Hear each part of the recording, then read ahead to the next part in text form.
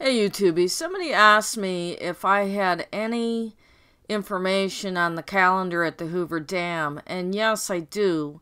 I did go out there. They have a recording of what it is, and the problem is when I was recording, there's way too many people there. It's just impossible to get good footage and audio. There's people there all the time.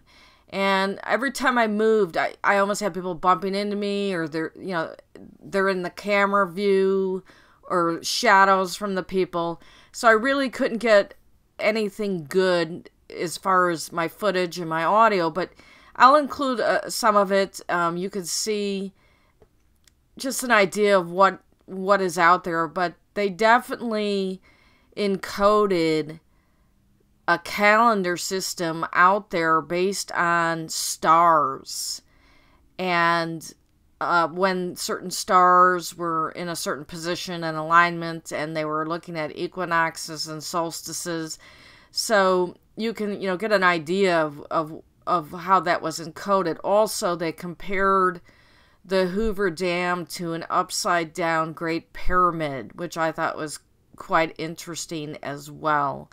So I apologize for the camera work. This is from 2013, and as usual, I always try and improve my camera work, but it's just, unless you have a closed-off area and a professional crew, you can't always get something nice. You get what you get. And like I said, as time goes on, I try and improve my quality, but this is something old, but I just wanted to address a question one of my YouTubies had asked about. Thanks. Let's